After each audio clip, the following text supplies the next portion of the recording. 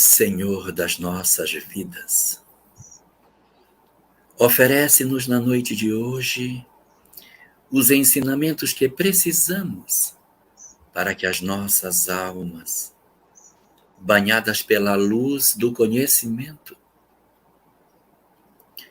possam acessar as profundezas do nosso eu e encontrarmos as respostas que precisamos para nós próprios. Abençoa, Senhor, o nosso estudo dessa noite. Estejas presente conosco através dos teus benfeitores espirituais e guarda os nossos corações sob a tua bênção e a tua misericordiosa paz.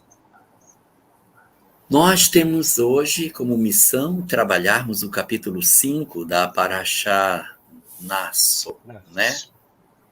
Que é o conteúdo que a gente tem para trabalhar na nossa noite de hoje. E ela tem 3 tópicos. E eu queria saber por qual dos 3 vocês querem começar na noite de hoje, para a gente conversar. Começa pela ordem, né? Não é, Lahá? No capítulo 5, já, quando o Eterno falou a Moisés, lembrando que ordenasse aos filhos de Israel que enviassem do acampamento todo leproso, todo aquele que padecesse de fluxo e todo impuro por ter tocado os ossos do cadáver de uma pessoa. Tanto homem como mulher deveria ser enviado fora do acampamento para que não contaminassem os seus amigos, aqueles com que eles habitavam. Então, é a primeira recomendação. A gente já viu isso no capítulo 19, mas já no capítulo 13 já se faz recomendações sobre os leprosos. Eu acho que é Levítico 13, não é, Álvaro? Eu tenho quase certeza que seja. Mas eu posso até conferir isso para não ficar... É onde vai aparecer também o bode expiatório, né? É o 12 e o 13 é a Tarria, a Parashá, tá certo? Sarat. Que fala exatamente dessa questão sobre quando um homem tiver na pele de sua carne, inchação, pústula, então ele está exatamente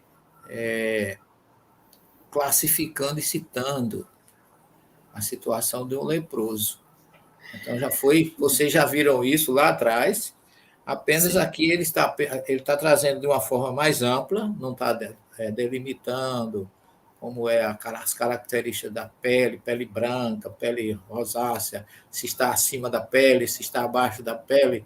A classificação, vamos chamar assim, histopatológica, que é dada no capítulo 13, não, aqui já dá subentendido, né, que o leproso, quem tivesse qualquer tipo de fluxo, homem ou mulher, que fosse impuro, tinha que ser afastado para que não contaminasse os outros.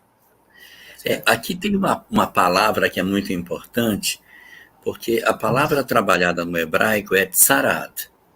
Uhum. E essa palavra tsarat, ela foi traduzida lá na Septuaginta como sendo lepra.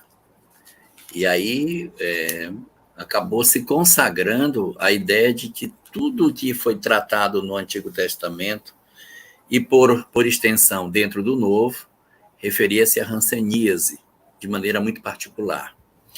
É certo que a gente tem alguns versículos do Antigo Testamento que falam de maneira muito específica sobre hanseníase, quando assim, você vai no sacerdote, ele vai espetar o lugar, se estiver branco, o pelo estiver branco, aí despeta, está indolor, então é porque você está acometido de tsaraat.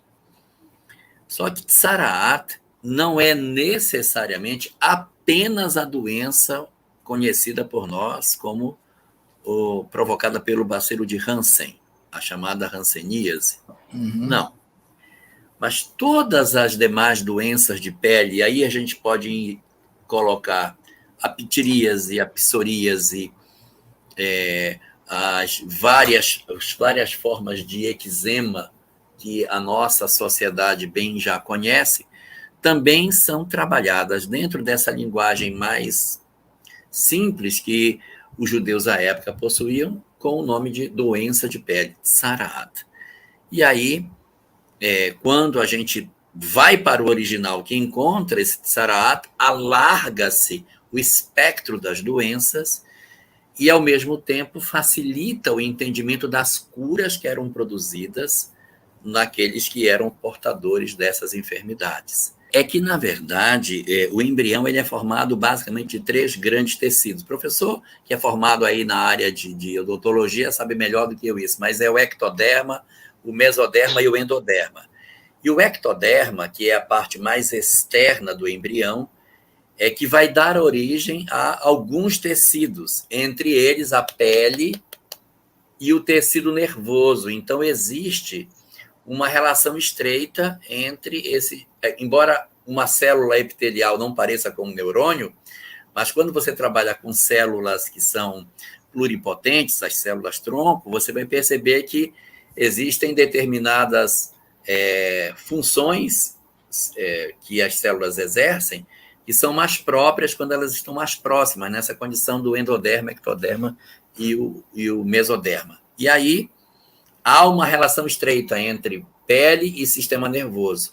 O que vai, de certa maneira, a gente estava discutindo nesse dia, a discussão sobre o Lashon Hará, a língua má, falar mal do outro, guardar mágoa. Há uma relação estreita entre esses tecidos, justificando, de repente, que quando a pessoa tem mágoa, ressentimento, o sistema nervoso está afetado, haver as sequelas no tecido epitelial, que é o que o judaísmo fala, as relações entre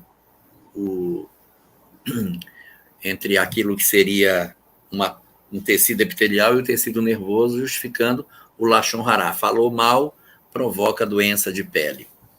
E aí alarga-se essas discussões do tzaraat como sendo várias expressões de adoecimentos que o dermatologista bem conhece e que são, todos eles, relacionados com esse processo de desenvolvimento do próprio embrião.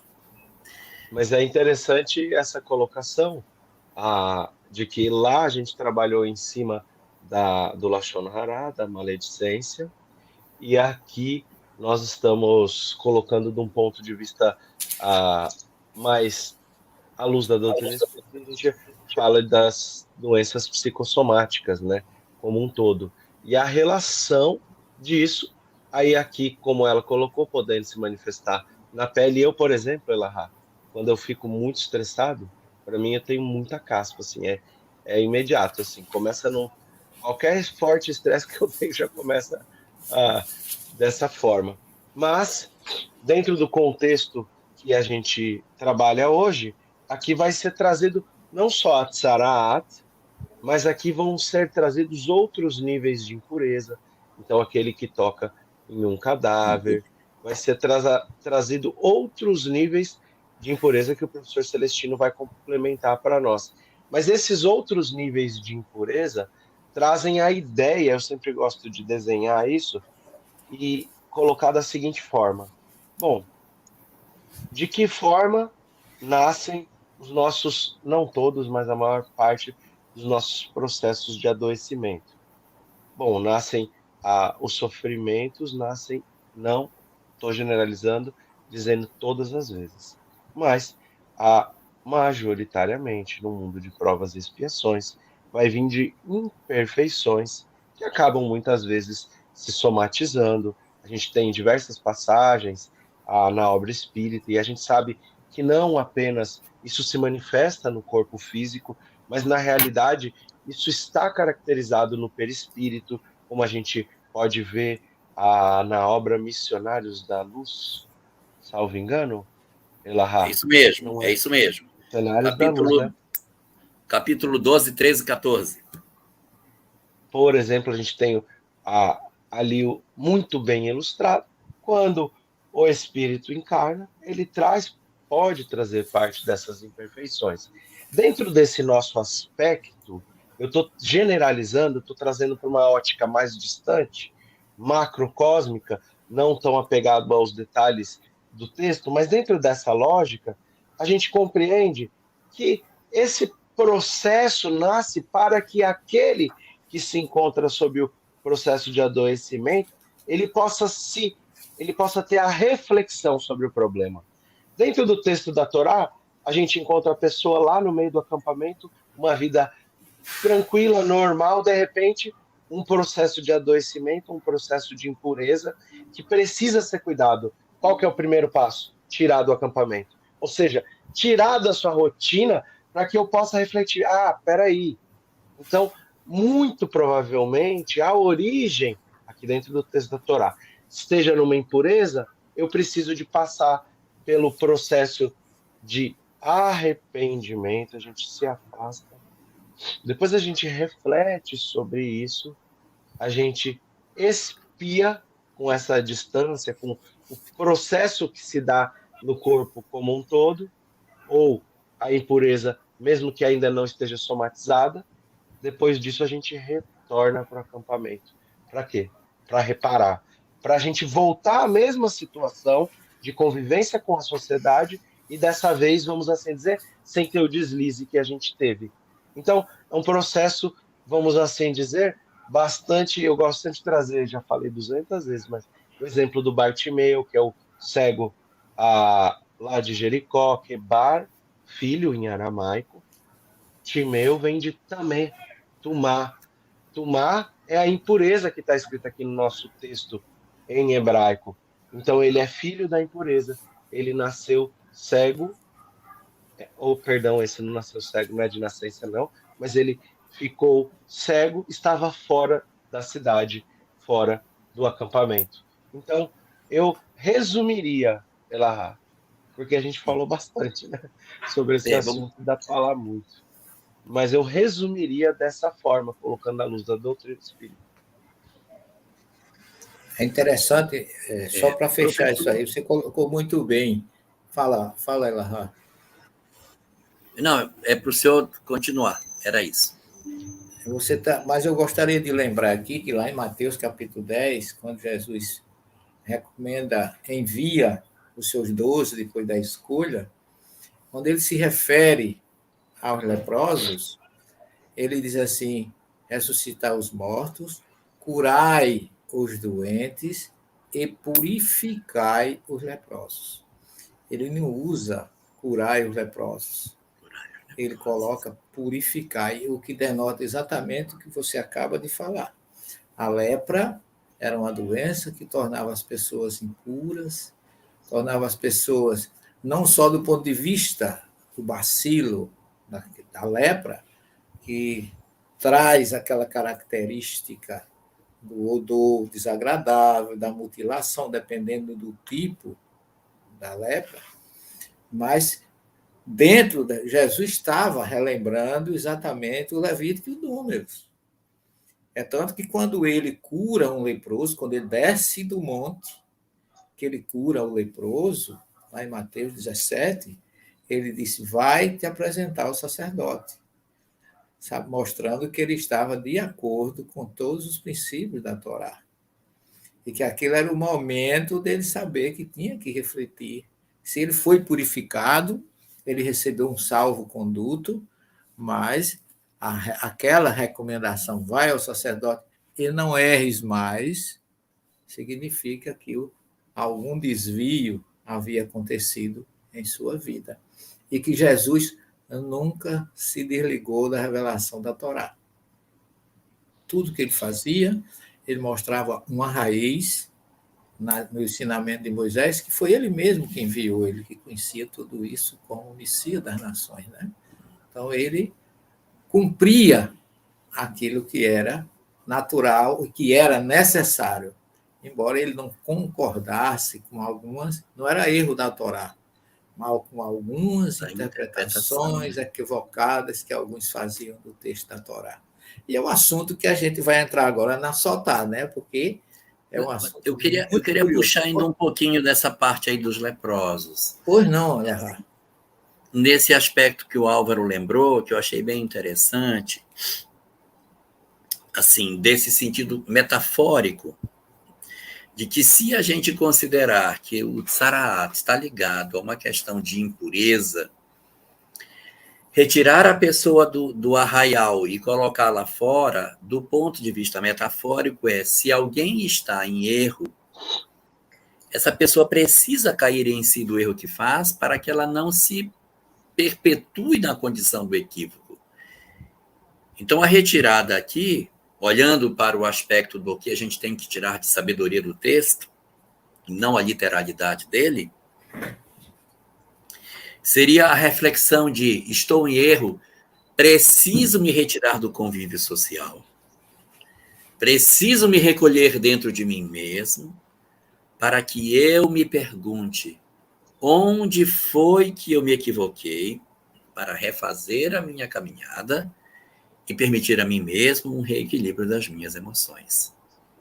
Não estou me referindo aos aspectos orgânicos da doença, mas ao fenômeno do aprendizado metafórico dessa passagem, no sentido de nós nos recolhermos em nós próprios para aproveitarmos o sofrimento e a própria condição de sinalização do equívoco como uma forma de aprendizado, que conecta com a mensagem o bem sofrer contida no Evangelho segundo o Espiritismo. Diante do sofrimento, recorde-te em ti mesmo para perguntar a razão do sofrimento, para aproveitar o crescimento espiritual naquilo que a vida nos oferece.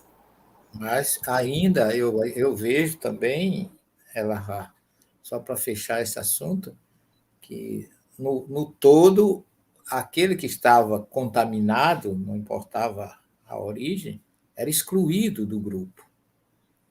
Ele tinha que ser excluído porque ele não poderia contaminar material e espiritualmente as pessoas, metaforicamente falando.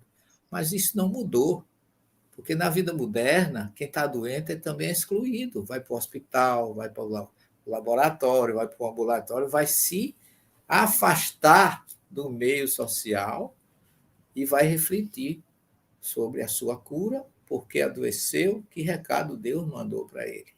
Porque toda doença é um recado. E tem suas raízes na própria Torá. É isso que eu também posso assinalar aqui para a nossa reflexão.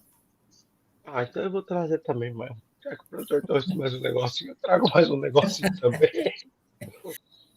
Mas se a gente parar para pensar, na própria vida de Paulo, de Tarso, ele se encontrava adoentado pelo ódio, ele tem o seu encontro às portas de Damasco, ele consegue refletir, identificar, e ele vai para onde? Ele vai lá para o deserto. Ele vai lá para fora do acampamento.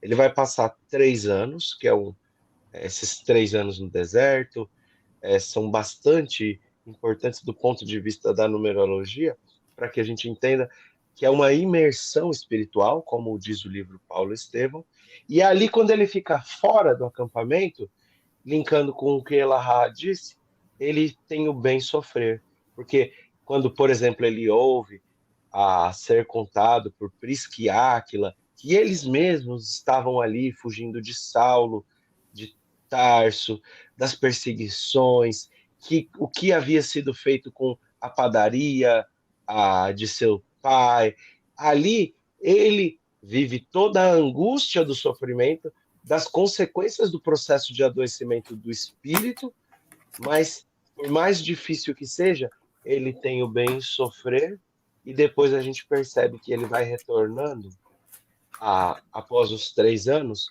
para o acampamento, entre aspas, e dentro desse processo ele vai passar justamente pelos locais onde ele causou lesões, ou seja, ele se afastou, ele se arrependeu, ele teve o processo de imersão, e a gente vai ver esse processo de expiação, porque né, a gente não consegue, as divisões são pedagógicas, a gente não consegue colocar exatamente tudo dentro de uma caixinha espiritual na vida. Então ele vai ter o processo de expiação e reparação nesse retorno dele ao acampamento.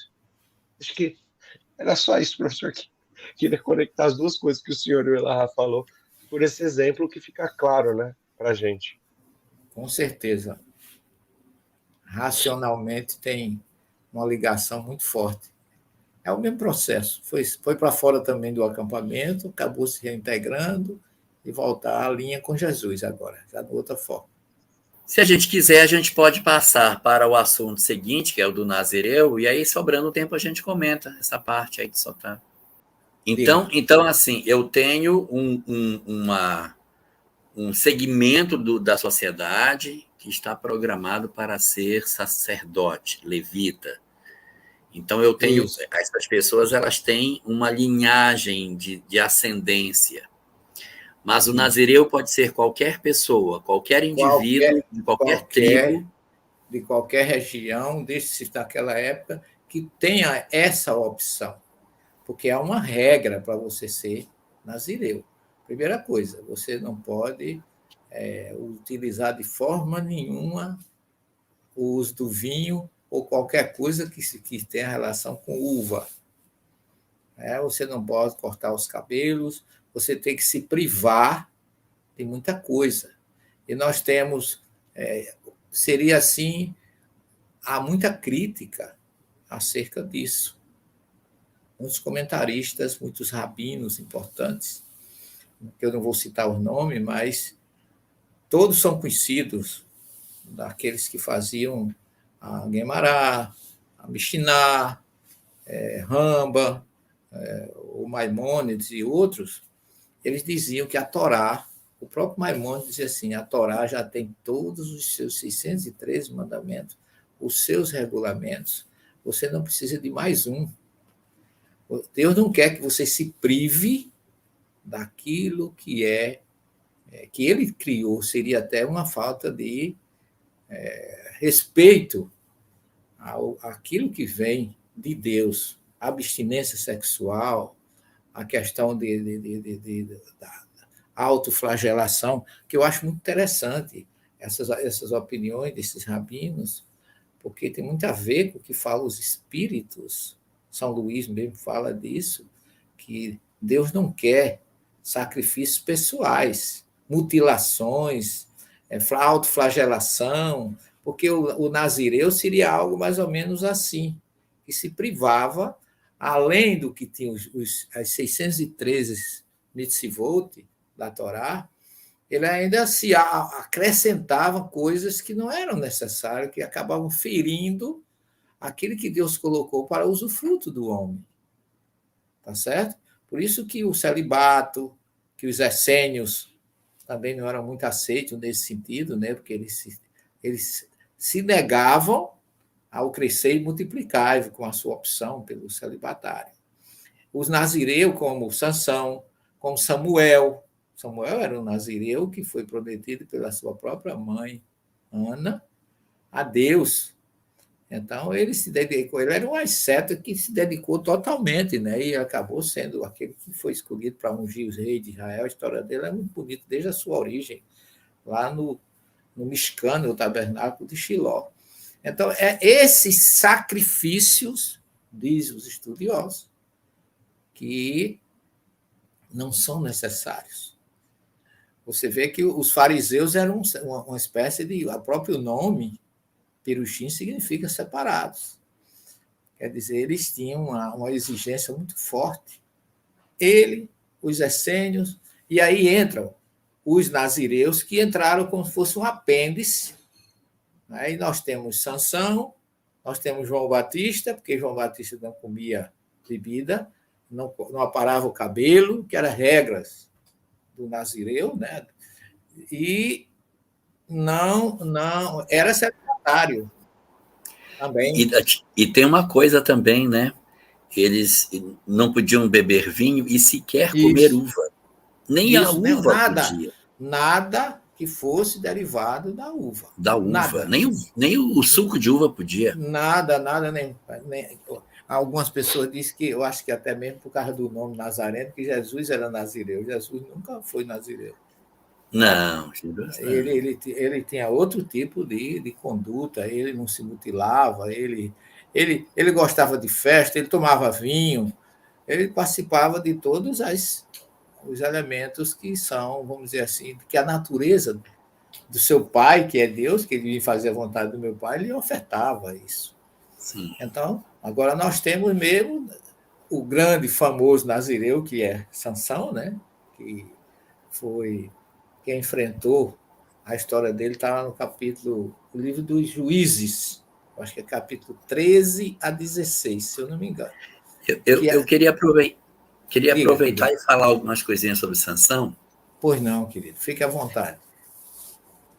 porque às vezes, eu já até comentei isso aqui em outras lives, eu vou falar de novo. Eu estou ficando velho e a gente se repete, né? Então, assim, a gente quando assiste aqueles filmes de Hollywood, Victor Maturi, e aí a questão de Nossa, Sansão, você. Desculpa, mas você foi longe demais. Victor Maturi, nossa senhora, do tempo de 1900, Vovó Virgem, esse ator. esse é 1940, por aí, mais ou menos. Então, nós tínhamos aqueles filmes, e aí o Sansão cabeludo, né? Aí a Dalila vem e corta os cabelos de Sansão e ele perde o poder, A não tem mais força. poder nenhum, porque perdeu a força, porque cortou o cabelo dele. E às vezes as pessoas vão cortar o cabelo e o cara ficou sem força, como é que pode? Não faz sentido. Mas o que acontece? O nazireu não podia cortar os cabelos. Isso era um voto que a pessoa tinha, era um sentido de conexão com Deus. Se a gente lembrar bem, vocês já devem ter visto os judeus que têm 2 cachinhos aqui na altura das têmporas, chamados de peotes. Peotes, Os peotes ficam aqui, um cachinho que cai. Usou peotes, Álvaro? com certeza. Um acídico não pode deixar de usar peotes, né, Álvaro? Os peotes aqui, cachinhos cresciam. Aquilo é um sinal de obediência a Deus. Aquilo, quando você vê um judeu com aqueles peotes, você pensa com você, esse é um observador da lei. Esse é um homem justo diante de Deus. Ele cumpre todas as regras que a Torá propõe. Ele é uma referência na conduta judaica. Então, quando se fala que Dalila cortou os cabelos de Sansão, não é porque ela pegou e cortou o cabelo dele e perdeu a força. Ela cortou os peotes dele. Se você pegar um judeu que é um judeu ortodoxo, que usa peotes e tudo mais, e você chegar e passar a faca nos peotes, ele se sente aviltado na sua fé. Ele se sente desconectado daquilo que ele é. Assim, é como se você tivesse alguém que tem como referência determinadas coisas exteriores e você tira aquilo dele. Eu vou fazer uma comparação que é uma comparação grosseira. Mas é como se você dissesse assim, padre, o senhor vai rezar a missa, mas não tem hóstia. Você vai mostrar e vai dizer, olha, isso aqui é como se fosse, mas não tem hóstia. Você vai rezar, mas não tem. Não vai ter a comunhão, as pessoas não vão... Aí, como não vai ter? Eu não vou me sentir conectado porque eu não comi a hóstia. Comi não, né? Que a gente não come, né? O que é que faz, professor? A hóstia não come, põe na boca, Não, sei não, lá. você põe na boca e deixa ela dissolver. Ela Então dissolve recebe, né? naturalmente. Receber. Não recebeu a hóstia. Então, nessa hora, a gente tem uma visão ainda que pálida do que representa para um nazireu o corte do cabelo. É uma afronta para todos os votos que ele fez. Então, não é que Deus disse, cortou o cabelo, mas agora você vai ficar sem nada. É a própria criatura que se sente apartada de Deus. Não é de lá para cá, é daqui para lá. Eu não me sinto obediente, eu me sinto um homem fracassado. E Sansão, ele não foi simplesmente uma pessoa que era forte e que tem aquela história que a gente conhece. Ele era um dos juízes. É que antes do período de Israel ter reis, Israel passou por um período em que havia determinadas pessoas que exerciam um papel de liderança na condição de juízes. Eles eram como que julgadores do povo, mas, ao mesmo tempo, a liderança. E Sansão foi um dos 12 juízes que Israel teve. E ele se notabilizou pela força física, que, segundo é colocado no texto bíblico, era uma força descomunal. Matou um leão com uma queixada de burro. Ele também matou 1.000 homens, né? Matou 1.000 homens com uma queixada de burro, depois matou um leão. E ele era realmente assim conhecido pela sua força. E depois que ele se apaixona por Dalila, que não era judia, ela era, na verdade, filisteia. Não sei se todos já perceberam, mas filisteu, filistim. A mesma letra F faz a letra P.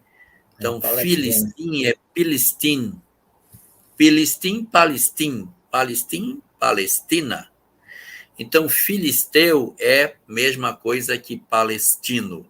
É um processo lento de alteração da fonética que sai de filisteu, filistim, filistim, pilistim, palestim, palestino, palestino.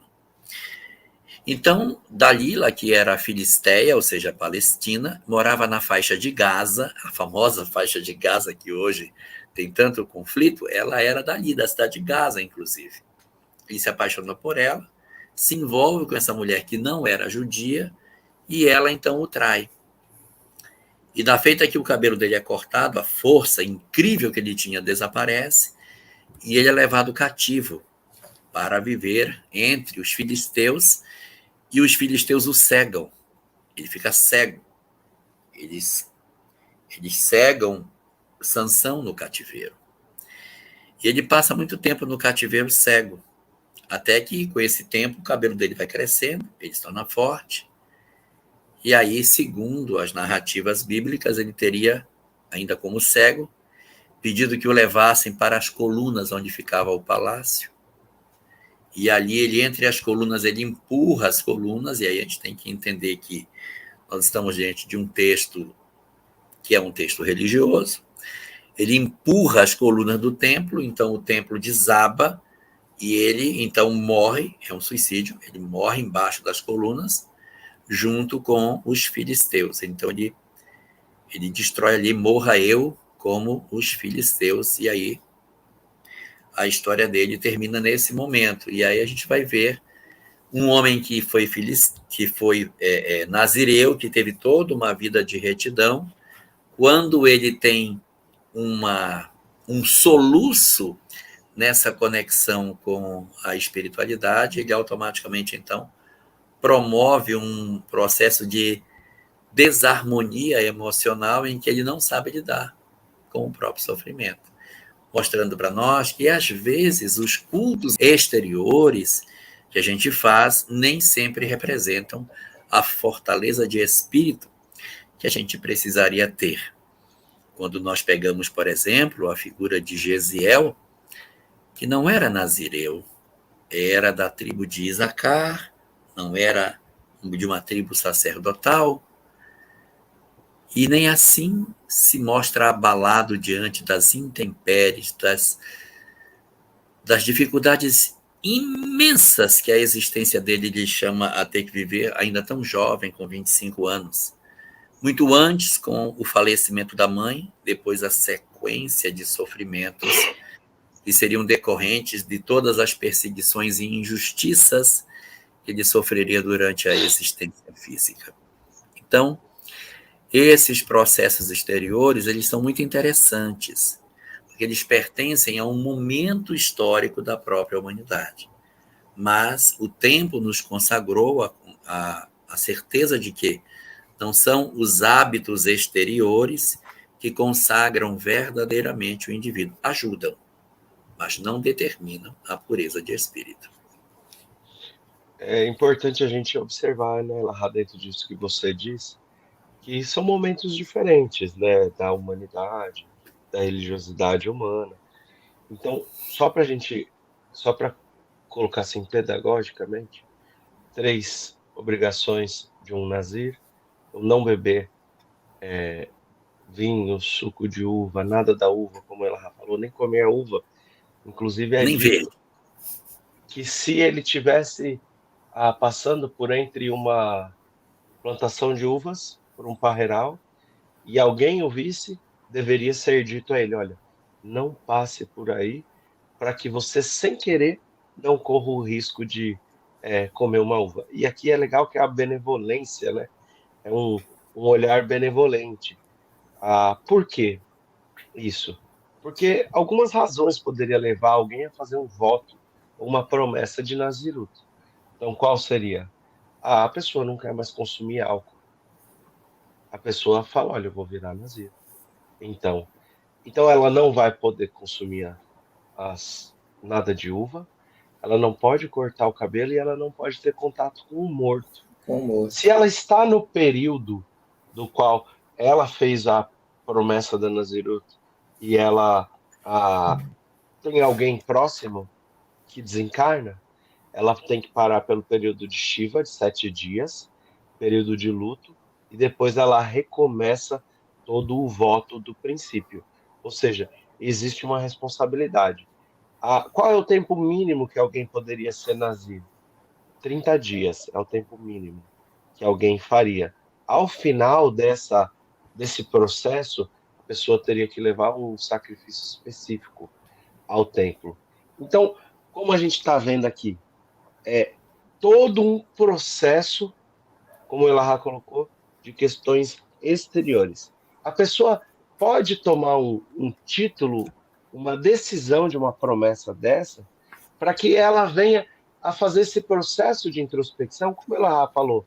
A gente sabe que não é o que é externo que vai denominar o interior, mas para algumas pessoas pode ser necessário algum tipo de modificação de exterior para que ela se recorde do compromisso que ela fez com o seu interior, com o seu, ah, com o seu com a sua mudança.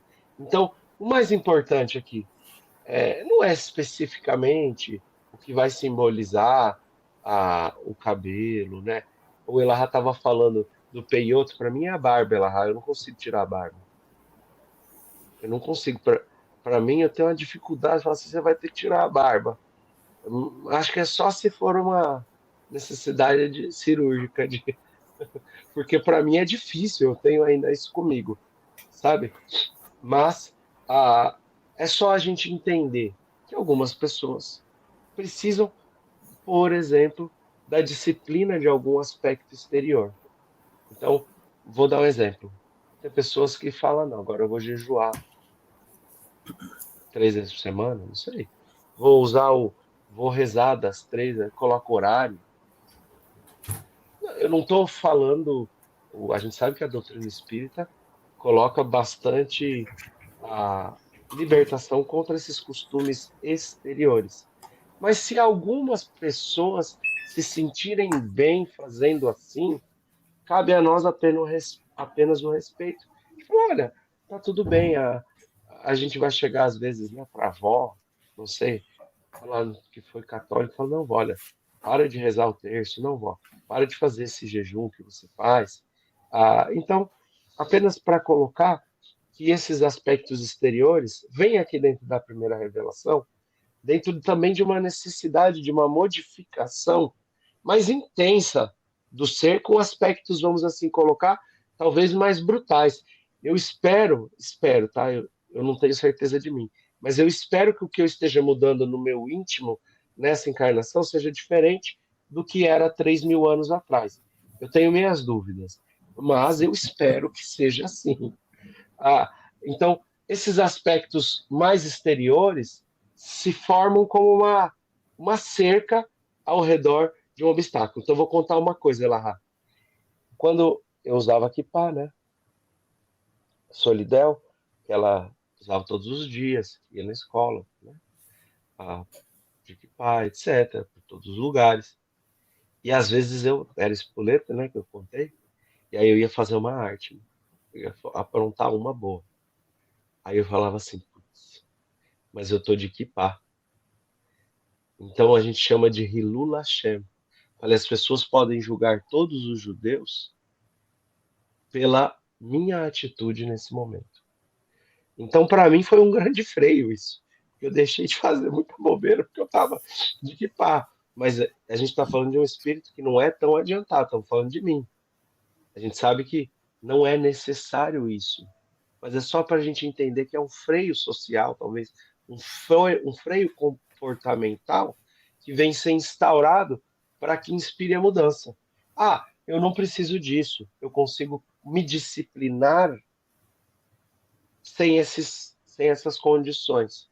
Maravilha, não precisa disso. Então, eu só queria colocar algumas questões. Ah, só para a gente saber, lá dentro do Beit HaMikdash, do templo, tinha uma sala reservada aos nazireus. Quando terminava o voto, então tinha a raspagem de todo o cabelo, existia todo um processo. Ah, e ali o cabelo era queimado depois dentro do mesmo fogo do sacrifício. Então, só para a gente entender algumas coisas mais específicas. O professor deve ter coisa para acrescentar, né? Para Eu, eu, falar. eu, eu, eu gosto, eu gosto de ligar ela, Raba, alguma Eu coisa fiquei com uma mais. dúvida. Antes de eu Sim, explicar, eu fiquei com uma dúvida. Eu ouvi o Álvaro dizer que o voto de Nazireu dura 30 dias. É isso, Álvaro? isso. No mínimo, Mínimo mínimo 30 30 dias. dias. Pode ser pro resto da vida. Ah, no Mas, mínimo 30 dias. Ok, tá. No mínimo é, 30 dias.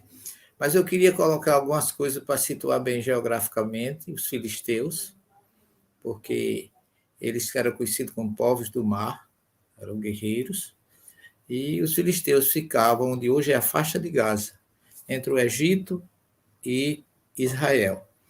É tanto que quando Moisés sai do Egito, liberta o povo, ele poderia ter subido, vir pela faixa de Gaza e chegava em Israel rapidamente.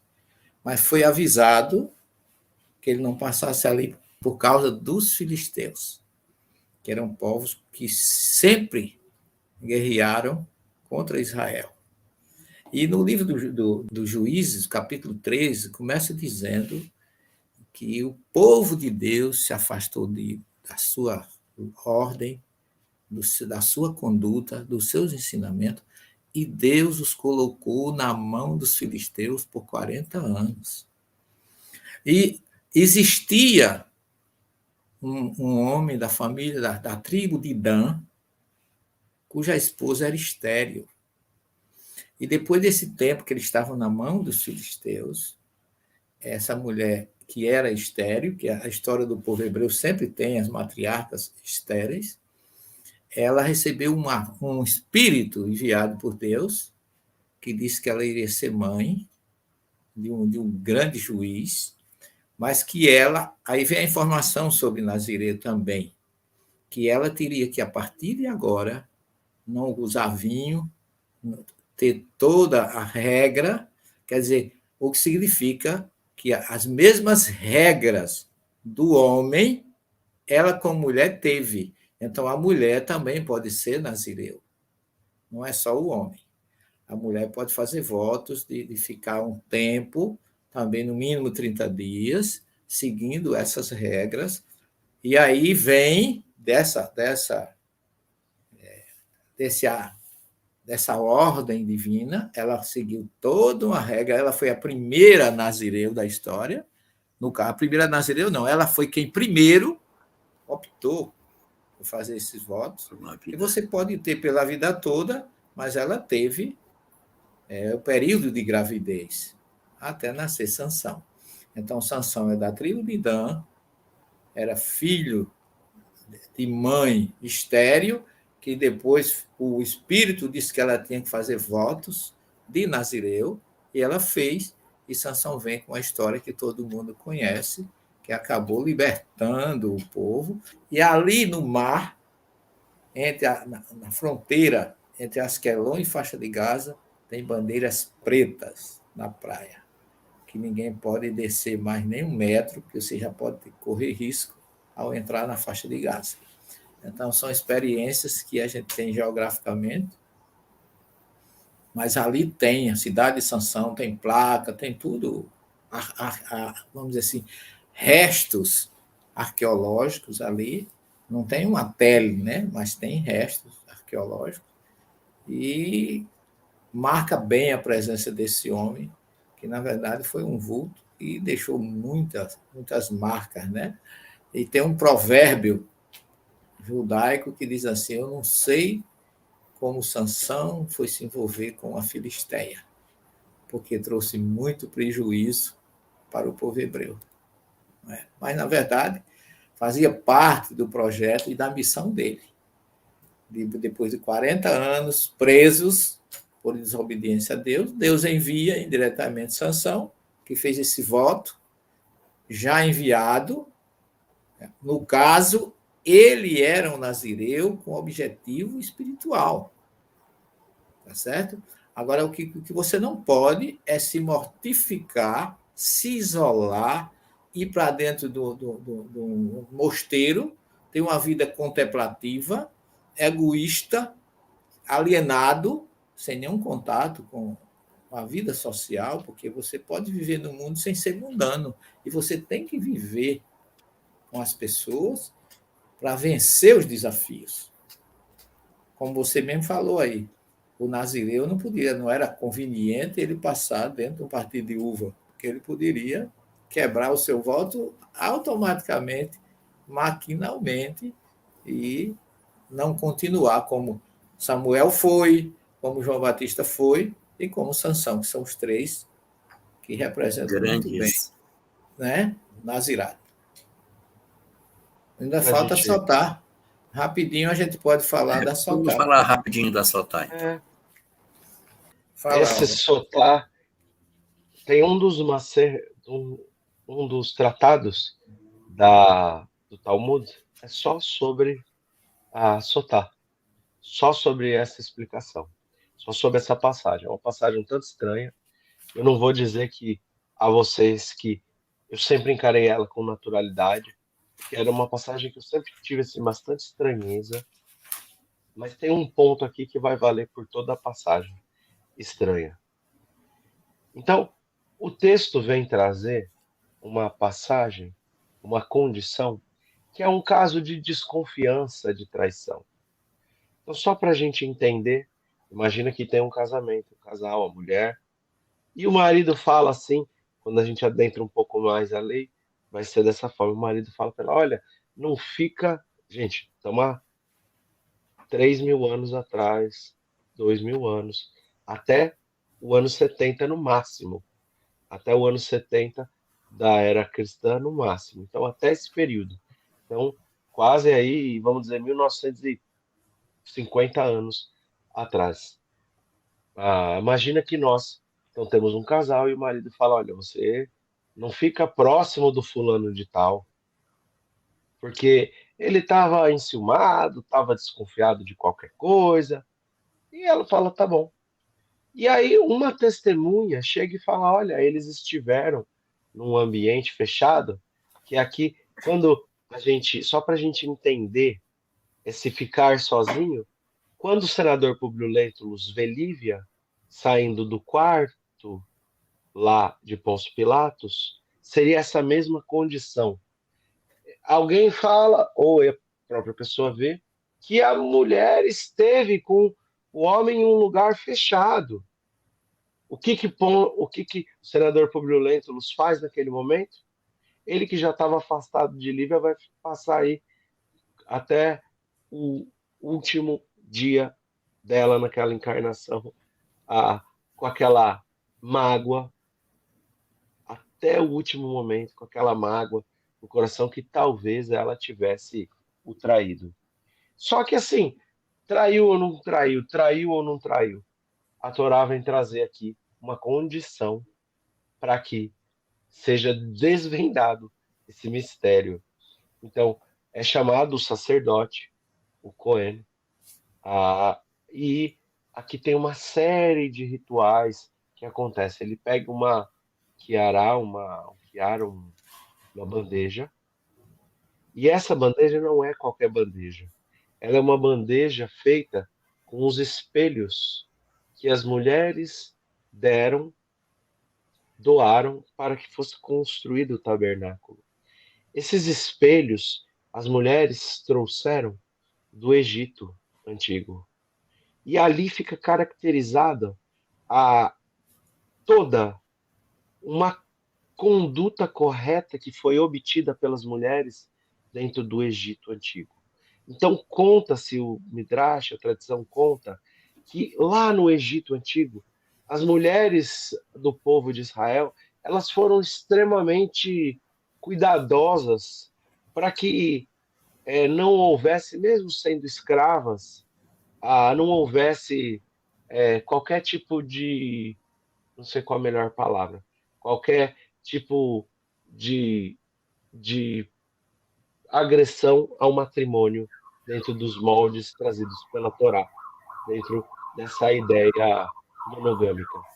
Então, em função da honra, em função do mérito, não é honra a melhor palavra, do mérito, do sacrifício dessas mulheres que tiveram uma conduta muito reta, o povo de Israel vai encontrar grandes facilidades aí pelo seu caminho. E então ali era colocada uma água e a mulher então era questionada sobre se ela havia traído ou não. A ideia é que se ela houvesse traído efetivamente, ela poderia falar, olha, eu fiz isso, e ela poderia, então vamos dizer, se arrepender. Ela beberia aquela água, e se ela falasse, eu não traí, aquela água ia fazer muito mal a ela, e ela iria ficar doente e morrer. Se ela não tivesse traído, ela teria, então, aquela água como um remédio para o seu corpo. Agora, sabe o que eu acho mais bonito, professor? Que eu acho que é o ponto assim mais importante, que é uma passagem meio estranha assim, uma passagem meio difícil. É o fato de que naquela água era escrito o nome de Deus, Yud-Kei Vav-Kei.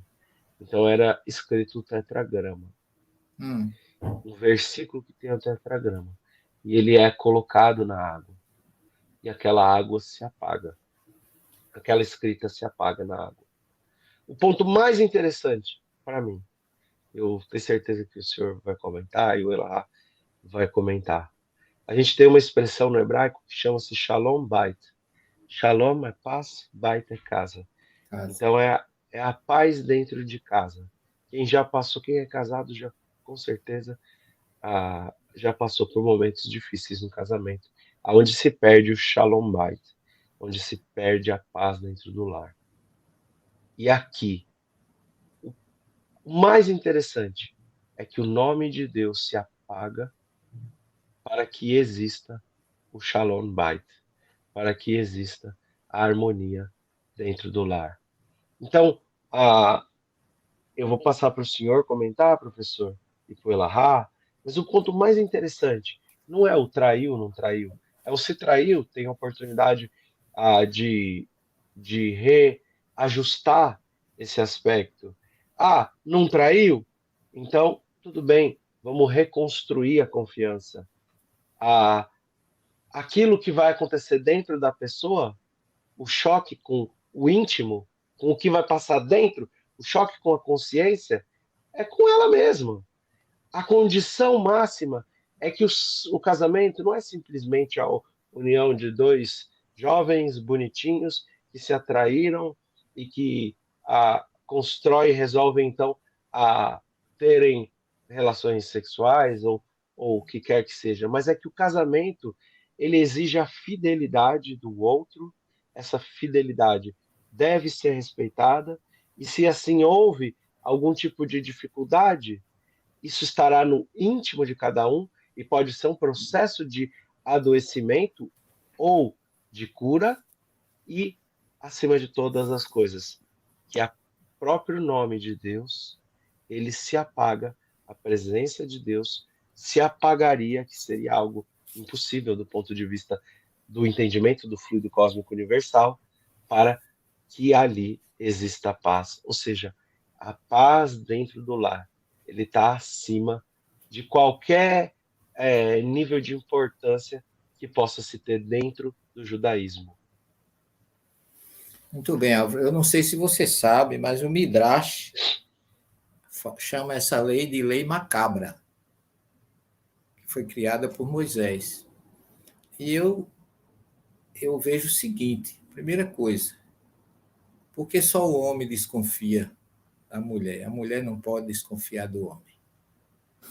Exatamente. Já é algo que mexe muito com a igualdade, com a fraternidade. Então, existe aí exatamente. Eu acho que a minha visão, essa lei, que saiu, além do Midrash chamar de lei macabra, eu chamo de lei de desunião. Porque eu acho que deveria ter outra forma de que o casal voltasse a ter harmonia, porque, como bem você está dizendo, o Shalom Bait, a paz dentro do lar, está acima de qualquer coisa. E a gente tem o exemplo prático de Jesus com a adúltera em Jerusalém. Qual foi a atitude de Jesus? Existia uma lei muito mais nítida, que está lá no Levítico também, que está no Deuteronômio, que fala da questão do adultério e do divórcio. E que nem dos dois é interessante para ninguém. Tá certo? É tanto que naquele episódio da adúltera, que está lá escrito na Torá, que tem aquele que for pego em adultério, os dois, o casal, será apedrejado até a morte.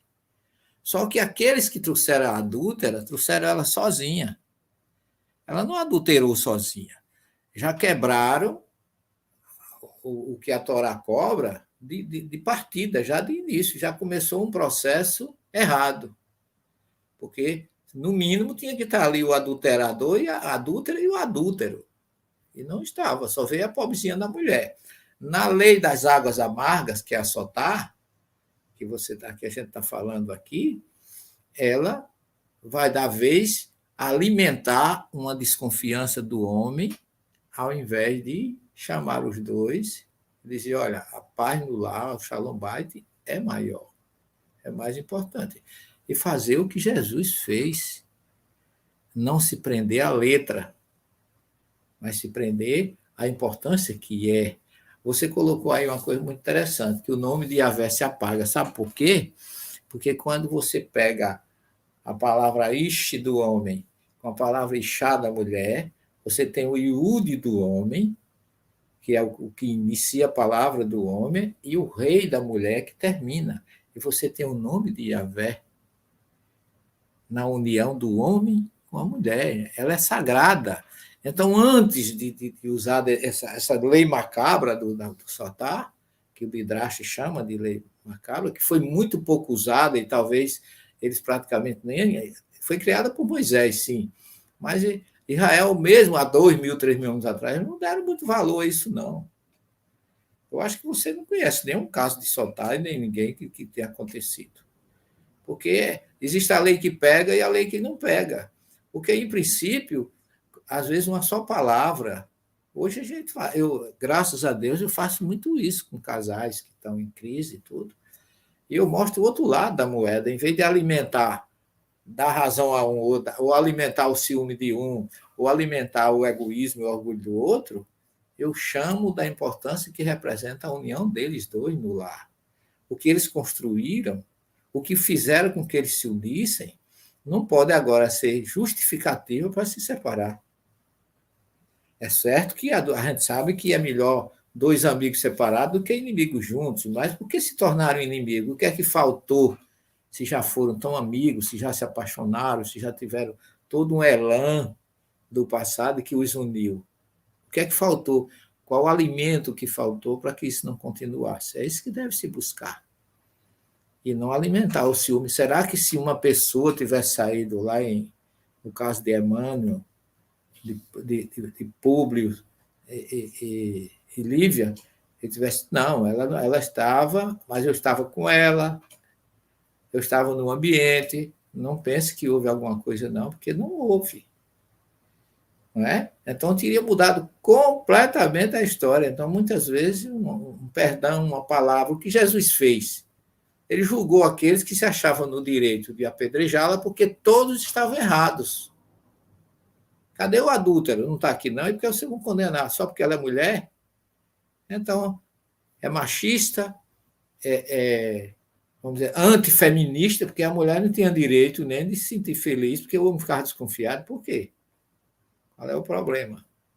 E agora vamos alimentar a desconfiança desse machista, criando um sistema que vai destruir um lar, que poderia destruir, em vez de criar, de nem se aplicar esse tipo. Eu vejo assim, esse tipo de questão, e me lembro logo de Jesus em Jerusalém com a adúltera, que ele soube mostrar que Moisés tinha razão quando mandou apedrejar, mas tinha que ser os dois.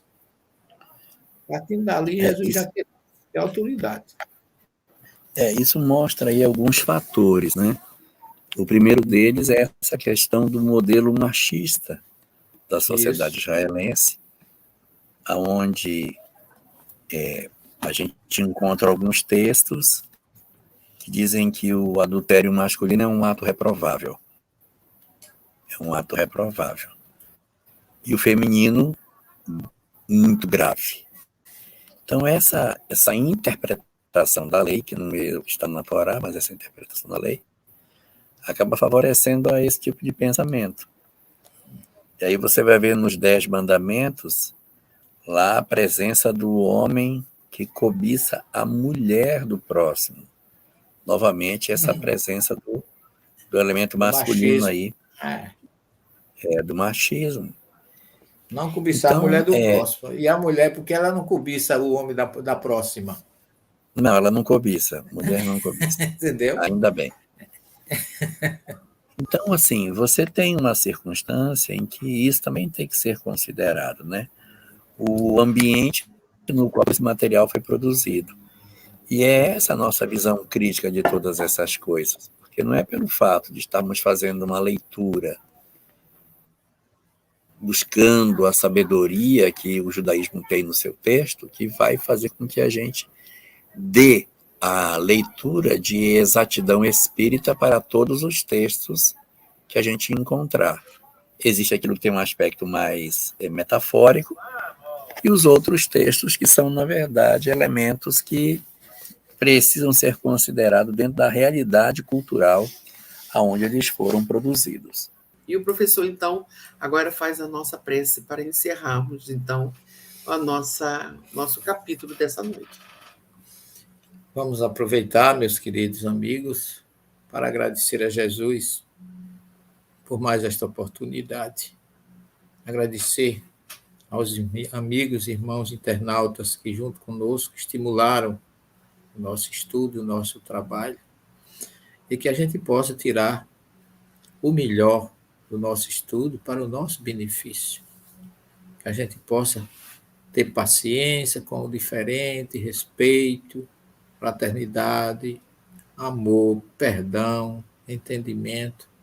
Oremos pelo nosso país, oremos pelas nossas famílias, oremos a Jesus e peçamos a Ele que Ismael, com a sua bandeira de paz, de tolerância e solidariedade, possa auxiliar a todos nós a termos uma vida equilibrada, uma família equilibrada, um país de paz.